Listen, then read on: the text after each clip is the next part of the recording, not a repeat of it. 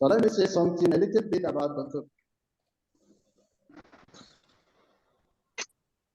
All right. Hello? Well, thank you so much. Oh.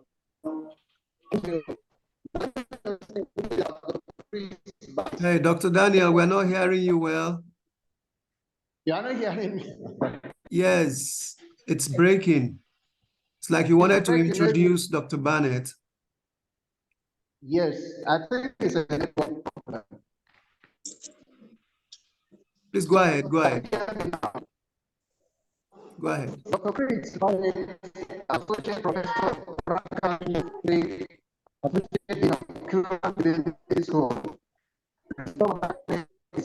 Southwestern Baptist Theological Seminary, with a Master of Divinity and a PhD in theology, with a concentration in preaching. His dissertation was a historical critical analysis of theological preaching. His work was completed at San Diego, Texas, with a BA in communication. Prior to joining the Christian Studies faculty at University,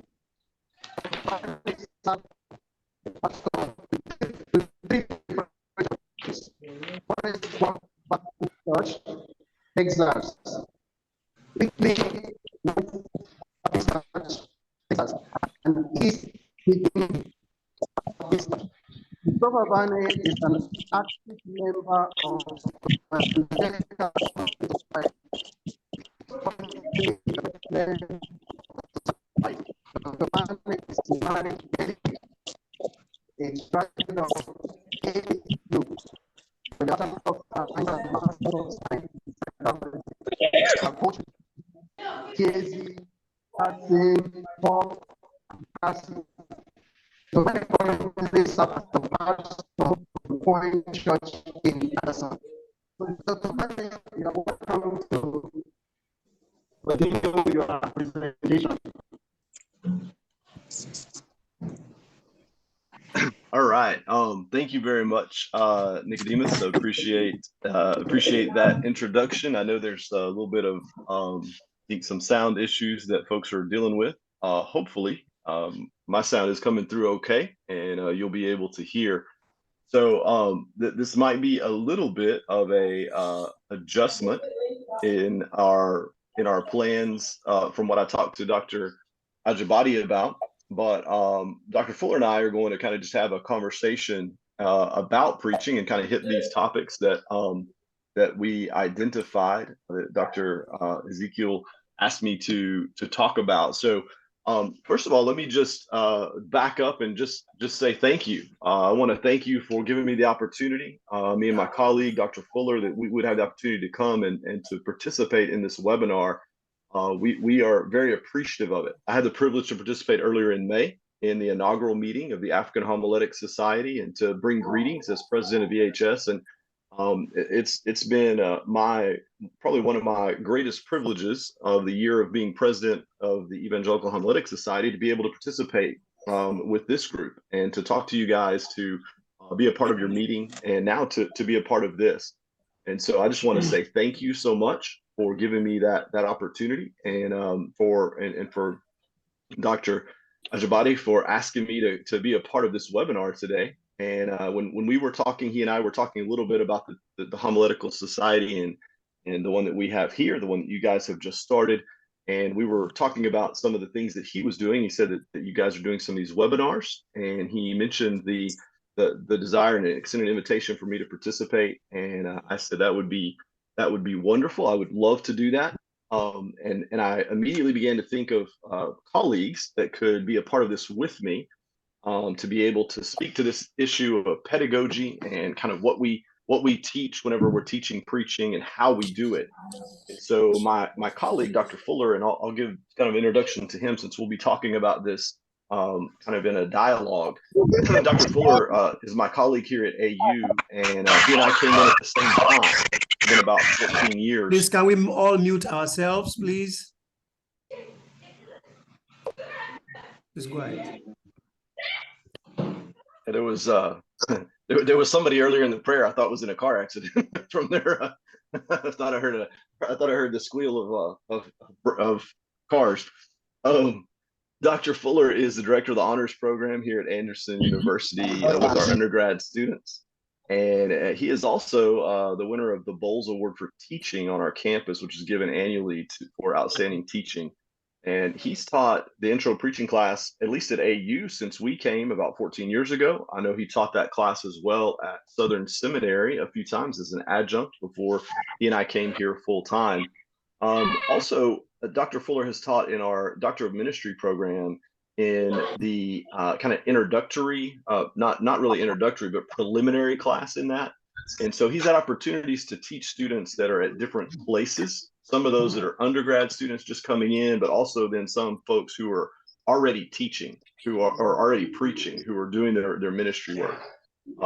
And also Dr. Fuller is just he thinks deeply about ministry, theology, preaching, formation.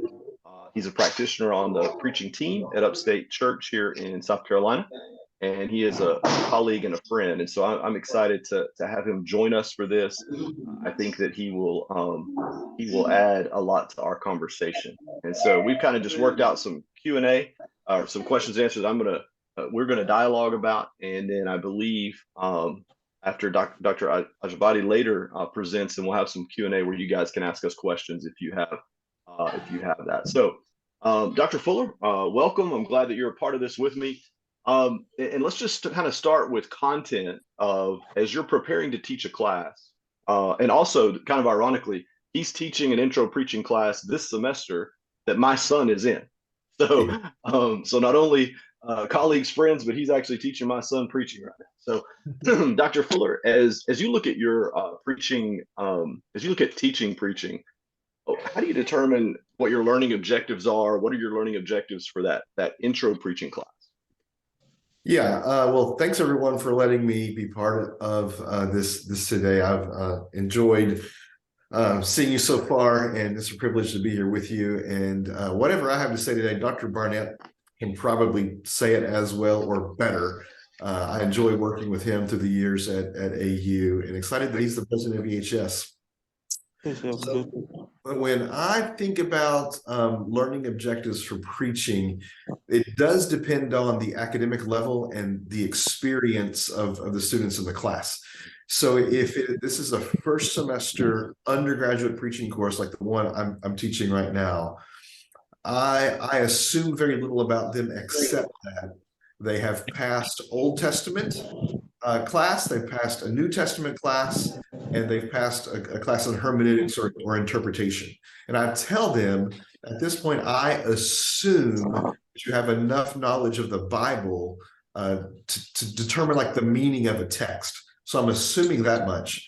And we're moving from text to the framing of a sermon to delivery. So when I think about objectives, I try to do it with that in mind, and secondly, recognizing that students come to the class with a range of experiences. For example, Dr. Barnett's son, Carson, he doesn't have a lot of personal preaching experience, maybe 2 or 3 times, but he's been around preaching a lot in his life, and he at least has an intellectual concept of what it is. Then there are some students in class where they have heard preaching, but they've never really thought about what it is or how it's done. And so I try to design a course with all of those audiences in mind. And so I have basically 2 goals for first semester. Goal number 1 is that they would gain a concept of what is preaching anyway. Most of them have heard sermons, heard preaching, but that doesn't mean they have a concept of like what it is theologically speaking. Who is that person standing in front of those people, and what is that person doing when they talk to those people? And so I'll spend a good chunk of time thinking about God as a speaking God, and therefore Jesus being God's final word, and in the power of the Spirit, our speaking gives testimony to Jesus, the Word of God, and in that testimony, God speaks against new creatures, just like He created in the first place. So I think goal number 1 is to is to develop a grasp of a really solid theology of preaching, a theology of preaching that elevates what preaching is unto, what it's to do, without like elevating the preacher themselves too much. And so I try to get them to calibrate who they are as preachers and what they're trying to do when they preach. The second thing I think about is simply a basic way to formulate sermons, a basic method. And so I'll tell them out of the gate that what I'm going to teach you over the course of the semester is a way to prepare sermons. It's not necessarily the way to prepare sermons. So we have to start somewhere with a method. And the method I teach, a lot of you, I'm sure, are familiar with, is just a kind of a standard, what we call a Haddon Robinson style preaching, where you're moving from understanding a text to developing a central idea, and then out of that central idea, developing subpoints and an introduction and a conclusion. And so I tell them that in many ways, the first semester of preaching is a lot like learning to play an instrument. That someone learning to play piano has learned all the scales first, and after learning the scales, they can learn the big things. So those are the two things I'm thinking about. Do they have a good idea of what preaching is? And secondly, can I teach them a way to begin to preach, methodologically, a way to develop sermons? And so my whole course is kind of wrapped around those two things. I say that though, but the bulk of the course is actually spent on teaching them a method. That the philosophical things are they're kind of squeezed into a couple of weeks because I want to get started with them. That's one of the things that I'm always impressed with. Dr. Fuller teaches that intro class, and kind of in the sequence, I typically teach the second class where folks have already had the intro, and now we're kind of giving them an opportunity to have more reps, so to speak, more chances to get up in front of people. But I'm really impressed with the fact that Dr. Fuller is able in that first class to do a lot of these things he just shared about, but at the same time, he's able to go through and give them opportunities to preach. I think usually you give them at least two opportunities to preach in that first semester. And so he covers a lot of ground in that. And that's impressive to me, because it's kind of difficult to really do that, to really get the content. But he and I have talked before, and it's really valuable to give them those reps, to give them those opportunities, particularly those first year students. So Dr. Fuller, you alluded to this, but if you're thinking, you said you kind of have two different audiences sometimes, like you're doing that D-Min class. And so maybe these are folks that are already preaching. How does that change your approach to content if there's folks that are already preaching? That's a great question. For people who are already preaching, the privilege of that is that they generally know their way around the field to a certain extent. They're familiar with the Bible. They have certain ideas and concepts in place, and they have the wisdom of experience. They've usually been doing this on a weekly basis, maybe for a number of years, maybe for a number of decades. And so they have the knowledge that can only be imparted by experience. They possess that. The challenge is probably twofold, and it's not something that Dr. Barnett and I are necessarily upset about. It's just a reality. It is very easy as preachers to develop really bad habits, and you continue those habits over months, years, into decades, and then you come to a doctor of ministry program in preaching, and sometimes our job is to help them unlearn bad habits, to sort of reset their skills in some way. And the real difficulty of that is sometimes in a doctor of ministry class, you'll be speaking to someone who's been preaching for a very, very long time, and you tell them, I just got to say, that did not work. Either your interpretation of the text seemed to stray from the actual meaning of the text, and maybe you were sort of dipping into just some personal big issues for you. Sometimes the things they think work rhetorically don't really work. And sometimes if a pastor's been with one congregation for a really long time, his preaching becomes so tuned to them that they're just expecting him to say certain things where he literally saying the same things week after week after week after week. They just kind of trip into a groove like that. So the challenge is often, again, it's twofold. It's helping them unlearn maybe some bad habits. But secondly, and I was a senior pastor for 13 years. I still work in a pastoral context. Dr. Barnett is currently a pastor. And there's a dynamic where pastoral respect is such that oftentimes pastors never hear the word no. No one ever tells them that's not right, or no one ever confronts them on these things. And sometimes in a doctoral ministry context, the first time you tell you tell someone that they got some problems in their preaching, it's as if you told them that their child's ugly or something. They're just taken aback, and they can't believe that. They expected to come in and be perfect. And you kind of have to back up and share with them, well, this is why you're taking a course in a doctor of ministry course in preaching. It's not just to get a new piece of paper on your wall, it's to improve and to become maximally equipped practitioners in the world of preaching. We must identify, yes, both your strengths so you can maximize them, but also point out your weaknesses so that you can improve those things. And if you guys will embrace that experience over the course of a 3 or 4 year doctor of ministry program, we see incredible improvement in their preaching skill through that process. So yeah, two different audiences. It is it is teaching first timers and just getting some basic things in place in the undergraduate, but the doctor of ministry would be assuming there are certain things in place but working toward improvement. Mm-hmm. Yeah, that's definitely the case. And one of the things, of course, and some of it, there's things that we do as instructors, there's things that are necessary for the learner to bring, right? A humility, a recognition that I can learn in this. And there have been those that have reacted as though you told them that their children were ugly, and they didn't appreciate that. But in the same context, there have been those who have reacted really well. I mean, I've been amazed at times. We had a guy in our demon program that was, he preached a sermon. We were doing a colloquium, kind of everybody talking about the sermon, and pretty quick he figured out, man, this didn't work. And he said, and this guy was in his 50s, 60s. He said, hey, y'all tell me how this could have been better. And it was a great learning experience because he was willing to listen to critique and to criticism, but also some positive instruction as well. So, Dr. Fuller, as you think about working with students, maybe in both of these contexts, you mentioned some of the struggles with the adult learners, with the people that are coming back to the classroom. What are some struggles you see with your students, those first year students that need assistance? What are things that you've recognized over teaching that, hey, they're probably going to do okay with this? This is an area where they really struggle and have to spend some more time and attention. Yeah, it can be all over the map, but I think I usually recognize one of two things.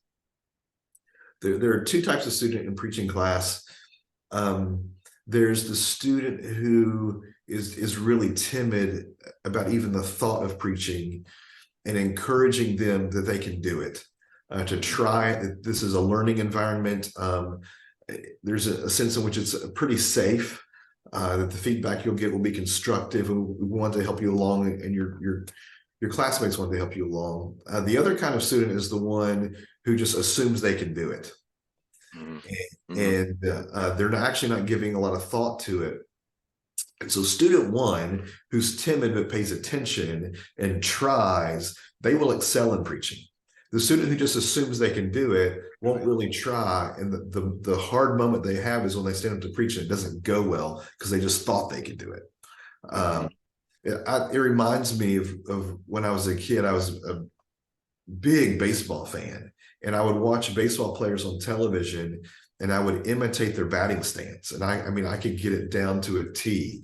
Some of your great players from the 1980s and 1990s, to this day, I can probably almost nail their batting stance. In my mind, I thought I could do it because I could imitate their batting stance. Or even for a while when I played some tennis, I could imitate the swings of these players, and assuming because I can watch them and imitate them, I can do it. And until I got into a little more difficult leagues of baseball in 7th, 8th, and 9th grade, I realized I can't do this.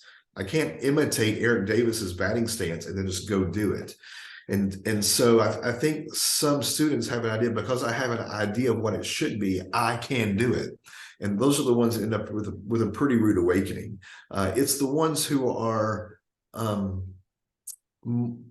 more tentative or more afraid of the moment. Usually if we can encourage those, they actually do really, really well. And so the environment is really spread out. And also I have them preach twice because the student who does really well the first time, and they did their homework and they did well, they might make an assumption that they can kind of wing it the second time. And so oftentimes the student who does really well the first time will struggle some the second time because they're not actually putting themselves through the paces of preparation for the second sermon. On the other hand, the student who does not do well in the first sermon can identify the reasons why they don't do well, and usually they'll do a lot better the second time. So I try to give them 2 times to even out those experiences, because if they just preach once, my fear is the student who excels will just think, hey, I've got this. Yeah. Right? And they don't have that humbling moment. And the student who might struggle the first time doesn't have a chance to recover, and they might walk away defeated. So I think preaching twice in class illuminates both those strengths and those weaknesses. That's good. Yeah, that's helpful, and something you've discovered over time of recognizing the needs of the students and trying to address those. As we kind of move into talking about the pedagogy of how you teach it, right? So here's some content things, but here's what I do in the classroom. And I know that in conversations that we've had, you mentioned that you're doing some things different in the classroom this time that are different than the past. And so that points to just a couple of things, just the importance of evaluation, adjustment, just like that experienced preacher that might not know what he's doing that we mentioned earlier. We as instructors, we also have to continue to evaluate and to think about how have our students changed? How is the dynamic of my discipline of preaching? What's changing about that? And make adjustments for it. So tell me a little bit. I'm curious as far as what this new approach or some changes and tweaks you're making this semester for the classroom. Yeah, I hope I can continue to do them. This really came out of a difference in enrollment this semester. For the past 3 years, I've had 25, 26, 27 students in the class. And so I really had to rush through and squeeze the teaching components into the semester to give them a chance to preach 2 times. And as just cycles go in enrollment, I have fewer students this time. I think there are 12 in there. And so I had to rethink the class a little bit for 12 students, which opened up some possibilities. Some things I'm doing this semester that I haven't done in the past. Interspersed through the semester, we're having some what I call lab days, where we're just coming together, taking a text of scripture and talking through it with a view of walking away at the end of the class period of some idea of what a sermon from it might look like, just putting them through the process in a compressed hour-long fashion. I tell students, like the first 6 to 7 weeks of the semester when we're talking about preaching, what I try to do is take the weekly sermon preparation process of any working pastor and stretch it out over a couple of months, just to walk really slowly through that. So this semester, as we're walking through those stages, from interpreting the text to arriving at a central idea, to developing the shape of the sermon reflective of the text, thinking about exhortations, applications, introduction, conclusion, those kinds of things, that I've just got some pause moments built into the semester where we just sit and do those things in class. So that is one change I've made. The other one is that for the past 2 years, I really just started the class with the theology of preaching, some of the philosophical concepts, what it is that we're doing, talking about a Trinitarian foundation for preaching. We would just launch right into that.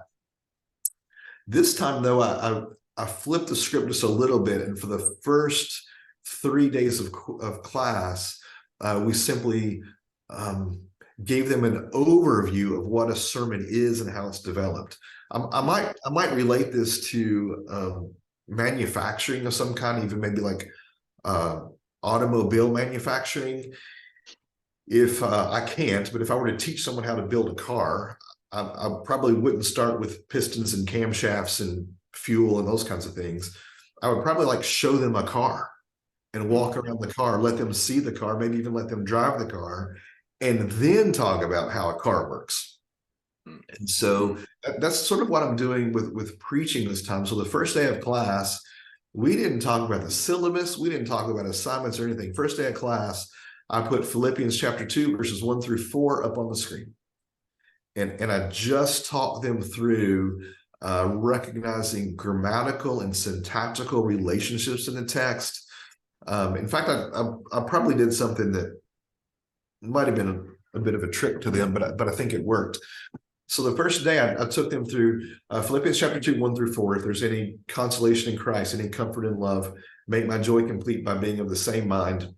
And fourth verse, considering others better than yourselves. That's a terrible summary of that text.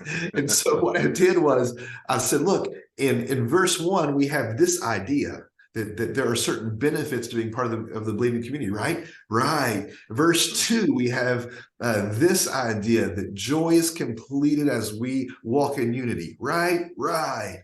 Look, verses 3 and 4 talk about putting others better than yourself. So that's what we're going to do, right? Right. Like, look, there are 3 points. We have a sermon, right? And man, people in the class are writing this stuff down like, oh, goodness, I have something to talk about at Wednesday night youth group. And then I paused and I said, what if I told you this is completely wrong? This is not a sermon at all. And then backed up and started again and forced them to look at the grammar of that passage, and that there's really just one imperative there, and it is make my joy complete by having the same mind. That was the main thing in the text. And that verse 1, the stuff about consolation of love and encouragement, these kinds of things, that was that's the why. That's the why. Why should we pursue the joy of unity? Because we have these benefits of being in a believing community. And then verses 3 and 4 talks about putting others better than yourselves. That's the how. And so getting them to think about what a sermon would look like from Philippians 2, 1 through 4, beginning with the main idea of the text, and then thinking about how the other ideas connect to that main idea, and then structuring a sermon. And again, trying to show them what a sermon should look like in its formation stage right out of the gate, first day of class. And then the second day of class, I just showed them a sermon that I preached a year ago in AU Campus Worship. And I told them, look, I'm not doing this because I think I'm a great preacher. I think I'm competent. I want you to watch this sermon because I know how this sermon worked and developed. So I had them watch it, and then I went back and just talked them through my thinking and the preparation of that sermon, and how I was thinking about what is this text as God's word today doing to us. But before I answer that question, I have to first ask, what does this text just say, and what did it mean to its original audience? And so again, just trying to get their minds around what a sermon is and how it's developed. And then like on day 4, we actually started talking about a definition of preaching. How would we write a definition for Christian preaching? What concepts must be included in a definition of preaching? I put on the screen several definitions from different traditions of concepts that people have, and kind of forced them to define it. And then we moved into like theology of preaching, the Trinitarian model, the apostolic model of the New Testament. And then finally, this coming week, we're going to move toward the model for step-by-step sermon preparation. And hopefully what I've done there, we'll see. I mean, I guess I'll be able to evaluate it as the semester goes on. But my hope is by coming out of the gate and showing them Christian preaching and talking them very quickly and briefly through that process, they just at least have a picture in their mind, so that as we go back and build out the components to it, they already have a picture of what it is they're building. And so those are the big changes I made this semester, adding in the lab days where we're going to have some time in class. We're just going to play about the different components of sermon preparation, and then doing the initial concept stuff. Other thing I'm going to have them do this time, in addition to preaching twice in class, before we start that, they are going to do in class a sermon introduction all the way to the big idea. I don't try. No, high up you know. I do that for a couple of reasons. One is just to get them in front of the class talking, so that when they preach, it's not the first time they've stood in front of the class. And secondly, to get in their minds the importance of taking 2 or 3 minutes to try to bring an audience into that main idea and then bringing up that main idea to the surface. So that's the other thing I'm doing a little bit differently. So yeah, that's sort of my general approach this semester to first semester preaching class. You know, as you share that about starting off with the big picture rather than the small pieces, actually I shared it's an old illustration, but the illustration of people in medieval times when they would build these huge cathedrals that would take decades, maybe centuries, right? And so you ask the one guy, he's doing the job of putting the bricks together. You ask him, okay, what are you doing? He said, well, I'm just stacking bricks. And the other guy, you ask him and he says, well, I'm building a grand cathedral, right? And so if we start with just here's some bricks to stack with our students, they don't necessarily see the relationship. They don't understand how it fits together. But if you start with here's the cathedral, well, now that gives them buy-in, it gives them interest. It's very much like kind of starting a sermon with more of an application, so that they can see, hey, this has relevance in my life. This connects to where I'm at, and then you can dive into more of the theological and the theoretical at times that gets people interested. That's good. So as you think about how you put these things together, one of the things you mentioned several times is getting students up and giving them those opportunities to preach and giving them the chance to do that. What's the feedback mechanism you use for that in the classroom? Are you giving feedback right then? Is it feedback from students? Does it also then have written feedback? How do you handle that? Yeah, all of the above. There are 3 components to feedback, and all of them happen instantly. Usually the first 2 or 3 sermons in class, I will be the first to give feedback to try to model what feedback should look like. And really just talking about those 3 basic components. How did you handle the text of scripture? Did you handle it accurately? Does the audience understand it? Secondly, how was the sermon framed? How does logical order work? Did it make sense? Were the component parts in place? Introduction, conclusion, transition points, illustrations. And then thirdly, talking about the dynamics of delivery, use of voice, body posture, movement, and those things. So there's I'll model that at first, the first few sermons. Now, I don't know that as students continue to preach, they'll pick up. I'm able then to allow students to start giving the instant feedback.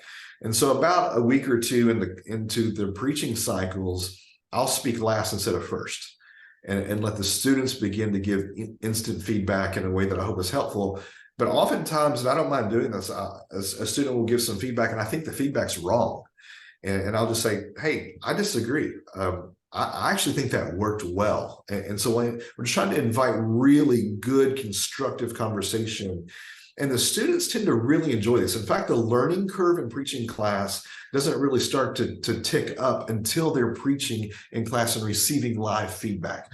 So there's a verbal feedback from me, there's verbal feedback from their classmates, but also as they're preaching, I am completing a rubric as they're preaching. I'm completing a scoring rubric, and I will give that rubric to them with some comments on it as they leave the classroom on real paper. And also, I'll take a quick photo of that and then upload it to the website for the course for their grade. But it gives, I feel like if I wait a day or 2 to provide them with that feedback, I don't know what's kind of going on in their mind, right? I don't want them to think, oh, that was totally awesome, or that was a total failure. I don't want them to have to ruminate over that. I want to give it back to them very quickly, so that they can process it and then move on. And so, yeah, three kinds of feedback: verbal feedback from me, verbal feedback from their classmates, and written feedback from me. And it all happens in pretty quick succession. And then they have to write a review of their own preaching in class. They have to watch themselves preach on video. We record all the sermons. They watch themselves preach that sermon on video, which, as a lot of you know, is just a terrifying thing to do. Watching yourself preach is no fun at all. But they watch themselves preach, and they complete a review of their own sermons. And really, when we begin that process halfway through the semester, I can tell by the end of the semester, they've really learned some stuff. But that learning didn't actually catch traction until we were preaching in class. Mm-hmm. Yeah, I had last week in one of our PhD seminars for our PhD in preaching, I had a panel discussion of a couple of other folks, colleagues, and some adjunct folks that work with us on the feedback. And there's some different, much was along the lines of what you just described, Dr. Fuller, but there were a couple of other things that we talked about. One of our colleagues suggested waiting. And actually, I actually wait. I don't give them the feedback immediately. I like your thought process of I don't know where they're at, where their headspace is right in that moment. But for me, and this is practically, my handwriting's horrible. So if I just hand them something that's handwritten, they're not going to know what it is, and they're still not going to know what's going on. So I usually wait, actually go back to my office and type something up from my notes, which gives you a little bit of an opportunity to see, like, if you do wait a day. Now, the danger is if my recall, how that is, if my notes will spark the memory in my mind of what was going on. But it does also give me a chance perhaps to back off of some immediate initial reactions. It also gives me a chance to think through, okay, well, that didn't necessarily strike me at the moment, but it's been ruminating around in my head for a while. So there's something positive to that.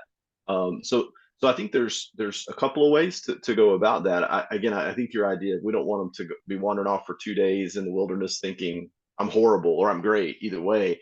But that works a little bit for me, and it gives me a little more time to process. And also, if I'm able to sit and type, I think I'm able, and this is probably really more personal, I'm able to give better feedback than I would in a quick written version. So maybe those are kind of just some different perspectives on it. Yeah, that's good. That's good. Yeah, I think for me, if I have to think about it too long, I'll probably just forget. So that's a good point, though. I have had over the years a couple of students be critical of the way I give really quick feedback. How can you know so quickly that sermon was a B or that sermon was an A?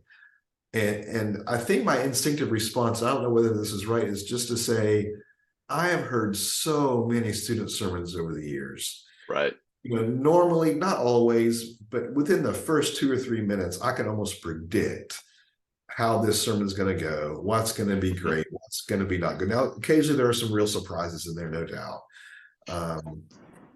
And there was one year, it was almost like the class goal was to make me cry.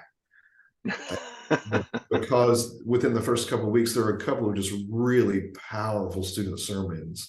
One was from Psalm 88, and the student had lost a parent as a child. Wow. And working through that pain and that grief, and the way it wasn't just purely testimonial, but it was testimony unto the point of this text in lament. That I was just overcome by it. And so it became the running joke that semester that you knew you had an A if you made me cry. That's funny.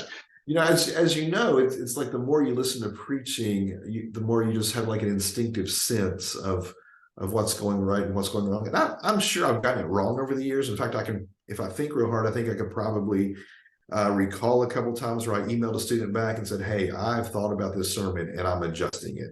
I will never adjust it down. Right. If I gave them a 91, I will never adjust it downward. But there have been a couple of times I've given the student a 78, 79, 81, 82. And I was kind of set on a little while. I thought, you know what, I might have reacted too strongly to this or that. So your way may be better, Dr. Barnett. I don't know. I think it's, there's more than one way to do it. Absolutely. And I think just being an awareness and the issue of grades, particularly as you're grading, it's one thing to grade papers. People grade papers all the, we grade papers. Students receive grades on papers, on quizzes, on tests. And sometimes students react to that. But grading sermons is a very, very difficult practice because in part it seems that the people perceive the sermon as a part of themselves. It's an extension of themselves because there is the personality that's coming through in it. There's it feels as though they are being graded, not that a sermon is being graded. And that was one thing in our panel discussion I referenced a minute ago, that we all kind of bemoan the fact that we have to grade sermons, right? That you feel like you shouldn't have to, and it's difficult, right? It's difficult to judge and adjust. Well, okay, what's the most valuable piece here? Like, which, as far as a rubric, right? If someone is off on the main idea, their connection to the text is off. Well, it might sound really good, but it's kind of almost poisoned from the beginning, right? Like the stream is poison that comes out from that. So it's tough to do that. And I think for something that I've found, I think it's helpful to communicate that difficulty to students, to be honest and say, it's a little different than grading a paper, right? It's definitely different than grading a multiple choice quiz.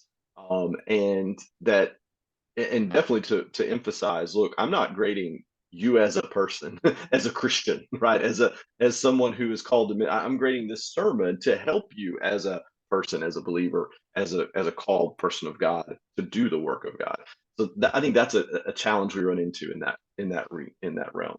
Yeah, and also the fact that preaching it's an oral event, which makes it substantially different than a paper. And so I have to tell students, because they turn in what I call sermon preparation process step at a time: selection of the text, interpreting the text toward a big idea, sermon structure, and then whatever they're going to preach from when they preach.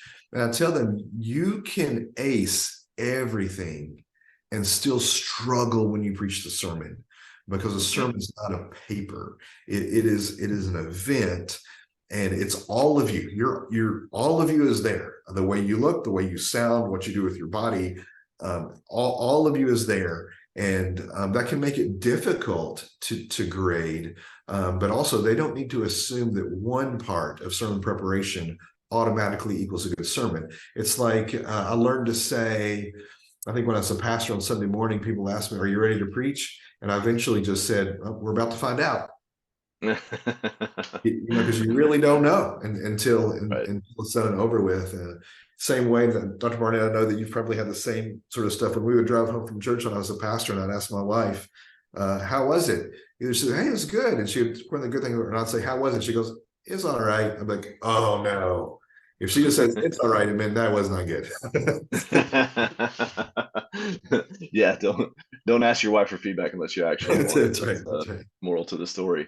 So this is one of the pieces, and I think Dr. Ajabadi will probably address this and kind of move into this here in a moment as we hand off to him. But one of the challenges that we have in preaching and in the teaching of preaching is that all of us come from unique contexts, right? Everyone comes from a cultural dynamic that has some uniqueness to it. And so even as we shared and talked today, probably some of the folks here on the call are saying, well, that doesn't really, that's different than the way we do it. That's different than the way we see it. Right. And I think there's a level at which that's absolutely true. One of the great joys of my time here at AU has been getting the opportunity to work with students from an African American context. And for those, if you're not as familiar, haven't been to the States, African American preaching tends to have a very different sound, a very different feel, a very different approach than Anglo preaching. And so one of the joys for me has been the ability, through primarily our doctoral ministry program, to work with our students from an African American context, to learn from them and to learn about the context that they're coming from, and the different style that is a part of that context.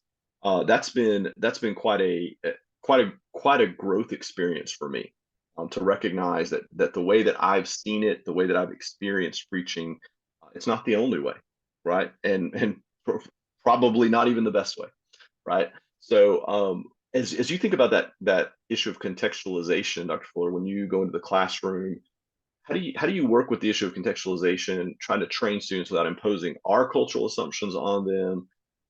What are some things that you think of in that realm? Yeah, that's a great question. I think one, as a teacher of preaching, is to be a continual learner about different traditions and cultures and frameworks for preaching. I think it starts there, and I would agree with Dr. Barnett. Probably one of the greatest aspects of my experience at AU is just the exposure that I've had to other traditions in preaching, and the way it's just opened up my world to really the beauty of the way preaching is expressed in different cultural contexts, and learning to appreciate it all in ways I could not appreciate before. I think secondly, it is to remind our students that the precise form of a sermon, a lot of people think, well, the precise form of the sermon must follow the order of the ideas in the text, or the form of the sermon must follow the genre of the text, or something like that. But actually, that's hardly ever the case. The precise form of the sermon is it's almost fully informed by two things: the personality of the preacher. The preachers have to make choices about what they say and what they don't say, about how they approach things. When I was a pastor, I'd been for about 3 months at my church in Louisville, and my assistant Marilyn came in one day. She thought something was wrong because she heard me talking to myself. I was just saying the same things over and over again. And I was just trying to get a phrase right by listening to it and how it would sound in the room. So I do think the personality of the preacher and the choices the preacher makes that's just huge. But secondly, it is the cultural context. But cultural context in preaching has to do with the expectations of the listeners. Mm-hmm. What they expect to hear is a big thing in preaching. And so, for example, Dr. Barnett and I sometimes get the opportunity to preach in African-American churches. And here's the thing: both of us know we cannot really preach like they preach, but the audience doesn't necessarily expect us to that day, right? And so cultural expectations are a huge component. Understanding when you are native to a certain culture and the freedom that gives you, and understanding when you're new to a certain culture and how you need to tune toward their expectations as much as you can, but not try to mimic their culture. That's never going to work.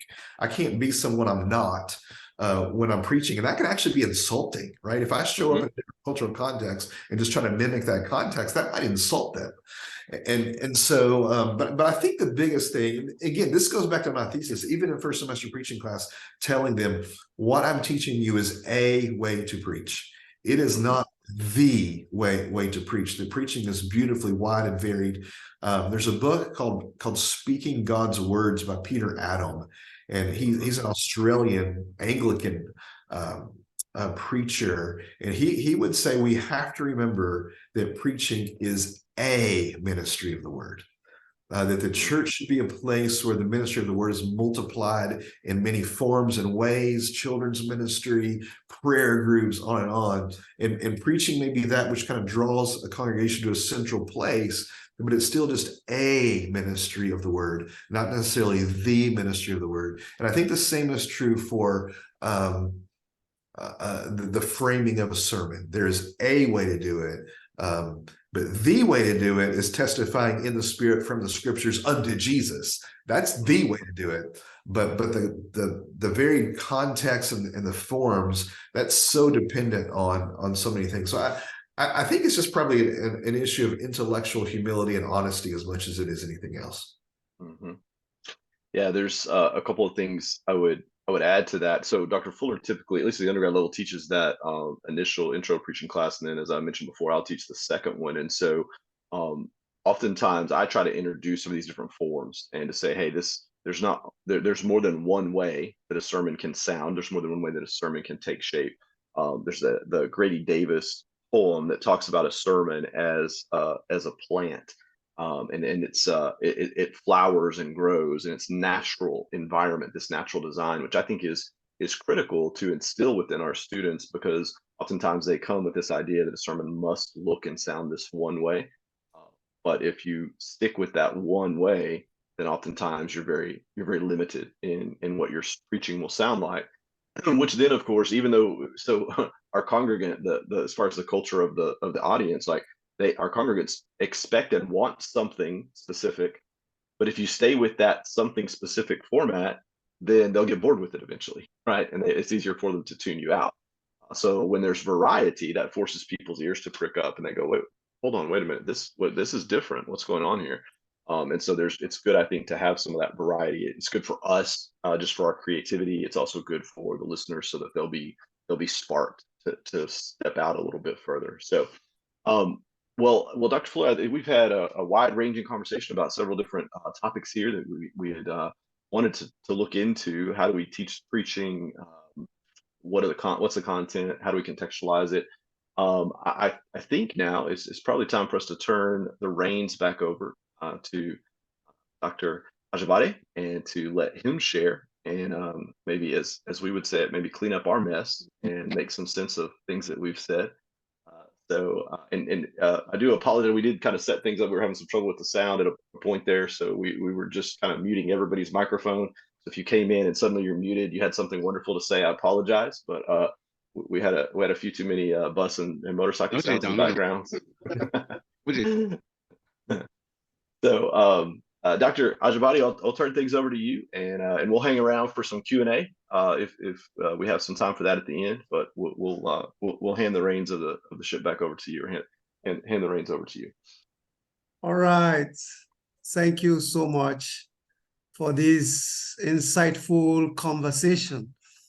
I don't know if others will agree with me, but I think it has been a very interesting conversation. And I want to believe we're going to give enough time for interaction. So just get your questions, get your reactions ready. Either you want to place them in the chat box, or you want to say them. You want to say it out. You want to speak. But I'll do two things. I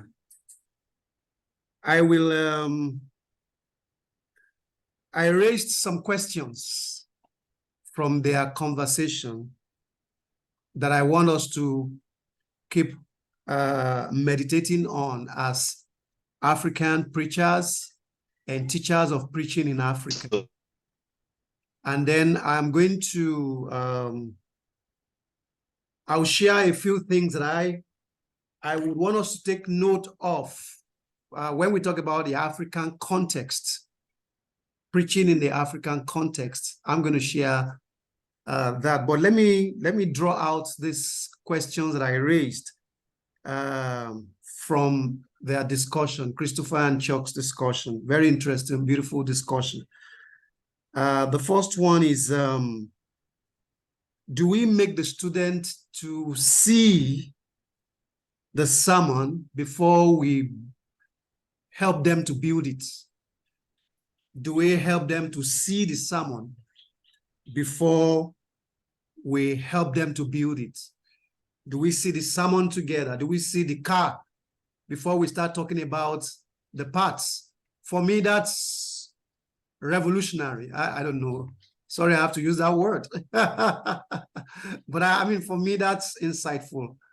I don't know what we are all going to say about that, what our experiences are going to be like. I've been trying to ask myself, do I want, the moment my students come into the class, is it the first thing in my brain, what I want to do is, first of all, to build when I have not shown them what we want to build. The second issue I raised from their discussion that we should also think about is this dichotomy, or I don't know if, let me call it relationship between the I can do it student and I can do it at first sight. Chuck, discussed that extensively. The students who come with, I can do it, and the students who come with, oh, I can do it. How do we handle those two sets of students, or how have we been handling them in our pedagogy as teachers of preaching. And who laughs last? I don't know whether it's important, whether who laughs last is important. I think everyone should laugh last. It should be a win-win. Is it the I can do it? Is it the I can do it? I'm timid. I'm afraid. One of my students preached a few days ago, and I couldn't believe myself. For me, he has never impressed me in the class. He has never impressed me. But it was chapel time, and he was to preach in the chapel. And I mean, I was just amazed. I was just fixed on him and said, what? So when he finished, when he was through, and I began to hear comments, great comment about his message, I said, wow, I can't believe this. Maybe I need to interview him. What really transpired between the class and this practical, this chapel time where you just turn everybody? What transpired? And there's something that I think the two of you said. I don't know if I give my students an opportunity to preach twice. Well, you are going to, maybe when we begin our discussion, context, maybe one of the contexts has to do with the population of students we deal with at a time. Some of my students and some who have passed through this place are here. Currently, we have about 120 Master of Divinity students in each class. Chuck, are you dazed? About what? That's if I got it right. Maybe that's if it's all up to 130. Now, if they are going to offer a preaching course, they offer one preaching course in their 3 years course of stay. How do you make this one even preach once, not to talk of twice? I don't know if that happens in other theological institutions as people begin to contribute. I mean, when we get to contribution. But for us in the Nigerian Baptist Theological Seminary, that's what we have to face. Right now, I have last session, I had 11 Master of Theology in Christian Preaching students, MTH Christian Preaching. I think this year I have 9. So I don't know what are your experiences as you respond. I want to create context. I want to create context for our discussion as African preachers and African homileticians. Then the third one or fourth, I don't know how many have mentioned now. How do we handle feedbacks? How do we handle feedbacks? How do we do it as Africans? They have given us some insight. Even Chris telling us about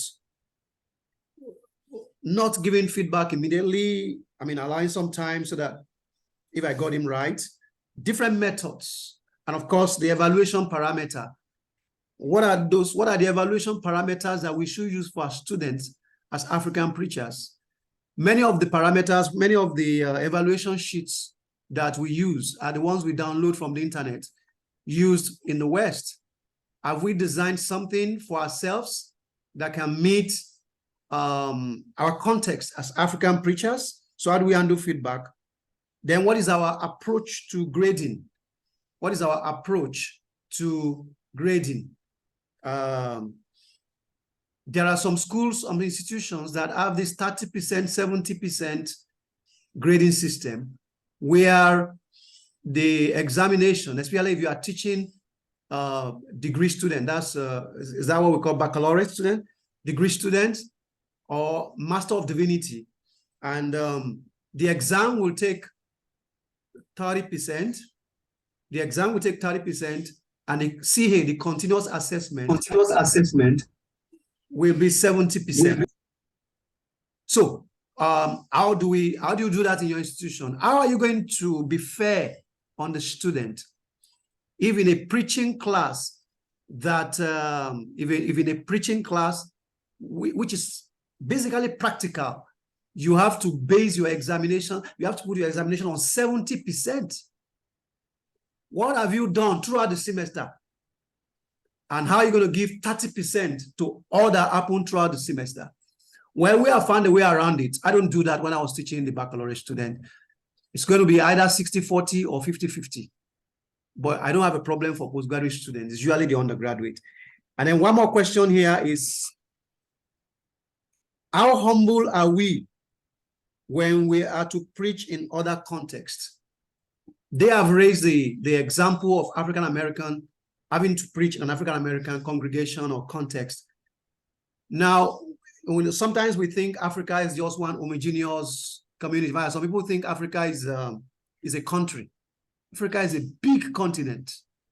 Yes, we have some things that unite us, that unify our cultures. We have some elements of similarities, but there could be differences. So the question is, if I, as a Yoruba man, goes to preach in the northern part of Nigeria, where we have the Hausas, or I go to the southeast, where we have the Igbos, do I go there with a consciousness that I am leaving my context for another context? And Chuck mentioned two important key issues. He said, he talked about the personality of the preacher, and he talked about the cultural context, which has to do with the expectation of the listeners. These are things that I think we need to discuss. He mentioned, he stated something that is that made a lot of sense to me. He said, don't mimic a culture because you can insult that culture. I think that is very profound. That is very profound. So I've said this. Let me share my slide with you, and then we start the discussion. I'll just run you through some things you should take note of as preachers in Africa, looking at our context, so we can now put all this together as we. So Chris, you are the host now. You want to help me? You have disabled participant screen sharing.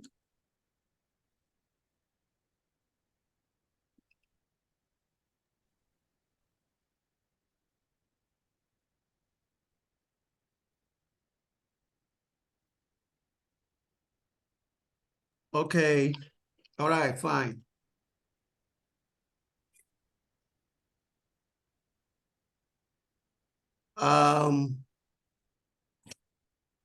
All right, can we see my screen? Okay. Sorry, I'm trying to master these things, but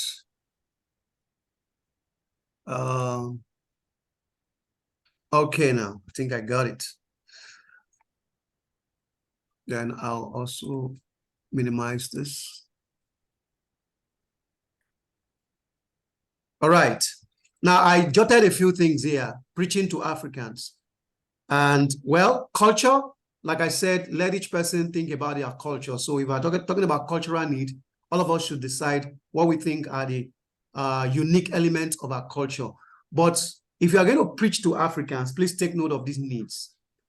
I group them into three. The first one is, I talk about religious needs. Sorry, I'm not saying preaching to Africa. Yes, preaching to Africa or teaching preachers in Africa. That's important. Okay, so religious needs. You must consider the religious plurality of Africa, religious plurality of Africans. In many of our contexts, you're going to have this mixed congregation, especially, I'm not talking about Sunday preaching alone. If you go to a wedding, for example, in Nigeria, you go to a wedding, you're going to see Muslims attending wedding. I mean, putting on their hijab and coming to the church.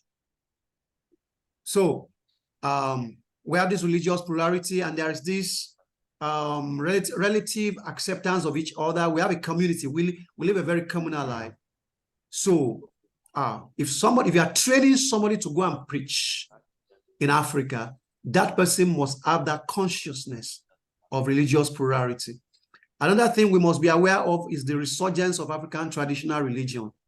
Anyone who's going to preach in an African context anyone who is training people to preach in an African context must take note of our background, the African traditional background, and the fact that it is coming back, very, very powerfully. In Nigeria recently, a holiday was declared in many southwestern part of Nigeria. They call it Isese Day.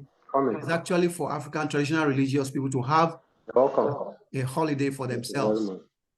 Okay, then influence of African independent churches. African independent churches, they are also you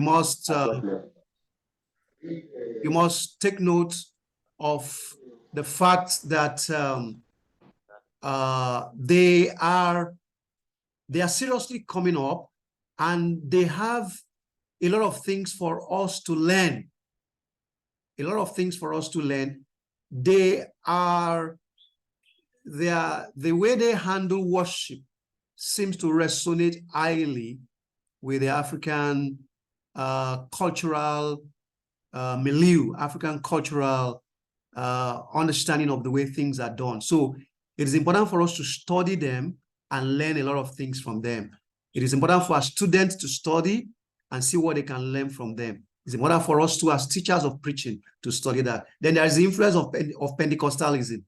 Pentecostalism is also very powerful in Africa, and we need to learn from some of the things they do. Remember, a lot of the members of the teachers, teachers you are raising or preachers you are raising, will be dealing with members who are affected in one way or the other by Pentecostalism.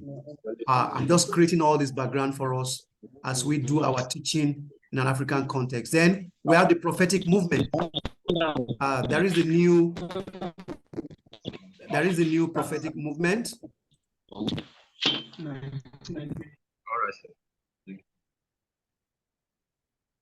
Okay, there is a new prophetic movement all around, coming up at different places in Africa. We need to recognize the growth of this movement and the influence they are having on the way people listen to sermons.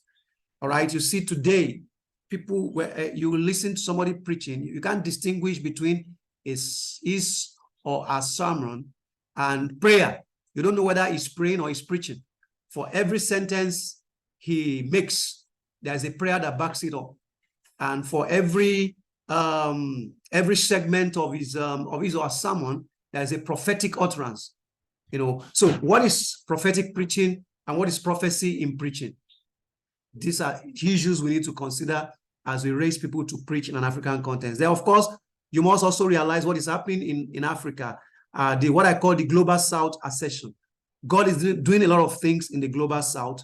We are part of the Global South, Africa, Asia, and some of the Caribbean. People are coming to the church in droves. People are coming to know Jesus, and it is believed that, in fact, we are the headquarters of Christianity around the world. So there is this high receptivity of the gospel. So take note of this when you are raising preachers. These are the contexts in which you are raising preachers. Another thing is another thing that we need to take note of is the communication need. Africans are basically oral. I'm glad that Chuck mentioned the fact that preaching is an oral event. So when you talk about orality, we are talking about a preference for the spoken word and the written.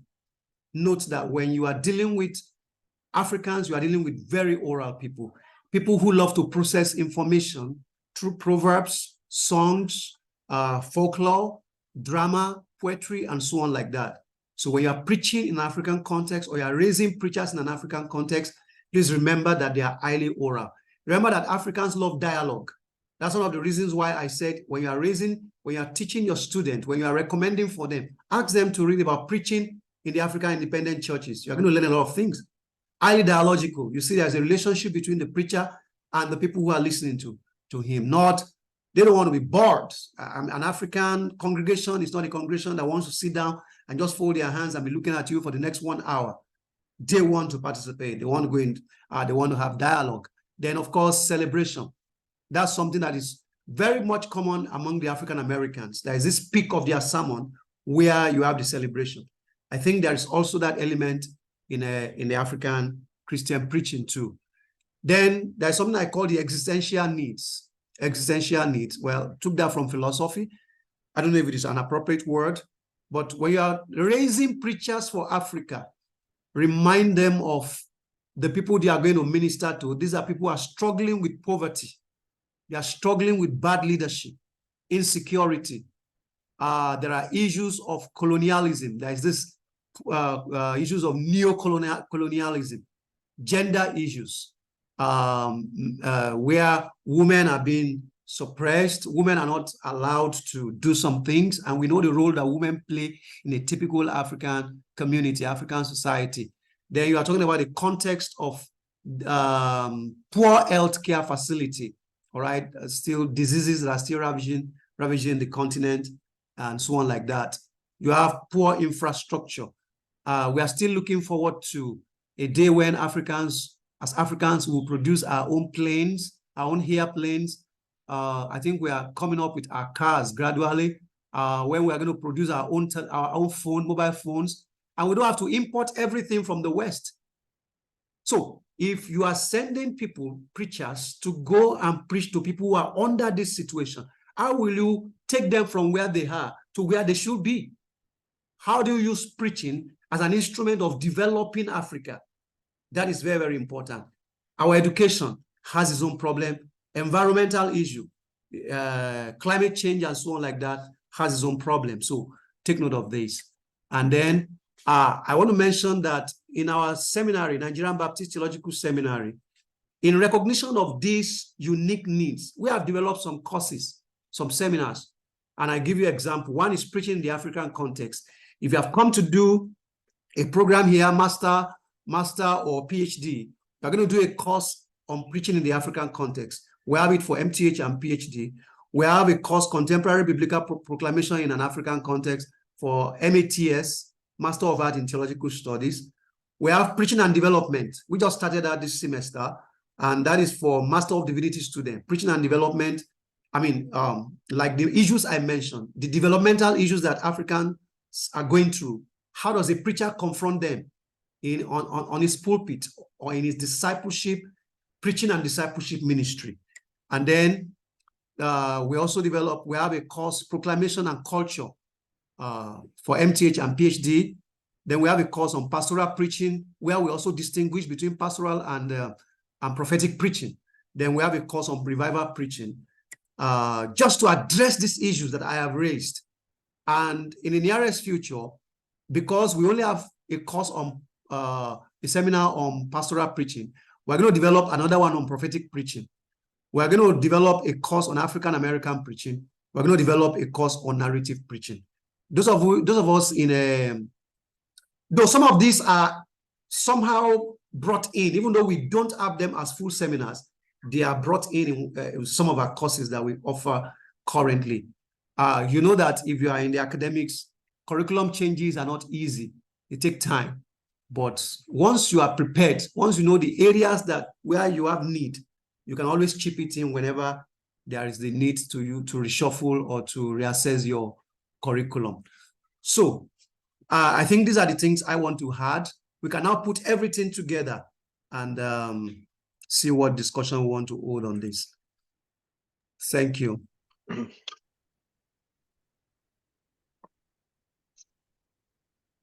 Have I stopped my sharing?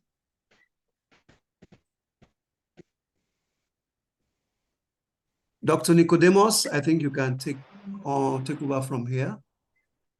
End of slide, click to exit.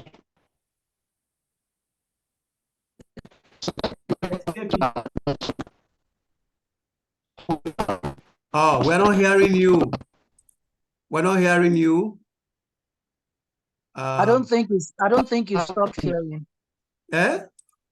I don't think you have stopped sharing. You may have to maybe click out on your screen or go to where your Zoom link. Yeah, there you I are. got it. Thank you. I got it. Dr. Nicodemus, if we're not hearing you, we might ask Lifted to take on from there. Can you say a few things and see if we are going to hear you?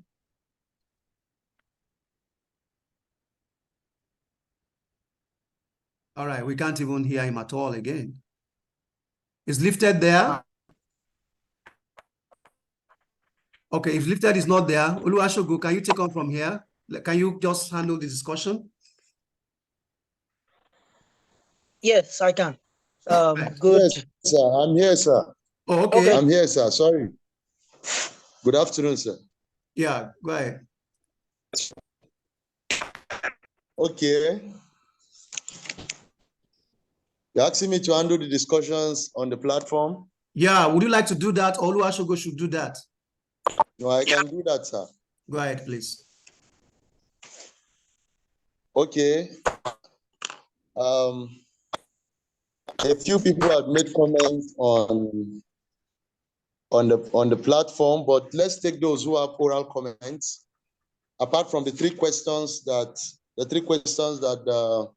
Dr. Ajibade had raised earlier, maybe I will allow a response on that from Chooks and Chris. And then after that, we can now raise our oral questions before we take the written ones. Please, sir, you can now respond. Which question are we dealing with? I think I missed. He raised three issues with the conversation, the earlier conversation of Dr. Chooks and Professor Christopher. Three questions he raised. Sorry, they are not for Chook and Chris. They are for everybody. They are for us as African preachers arising from their conversation. But I was thinking that they will give their opinion maybe shortly, then other people could make contribution. All right. Okay. Okay. Please. Yeah. I think it's a bold assumption that a preacher would answer anything shortly, but so let me give you a couple of comments based on Dr. Ajibade's questions. First off, I don't know how you handle 120 students in a class. That seems like it would create all sorts of unique and interesting situations. You commented on your student that improved over time that you saw later in a chapel, and you said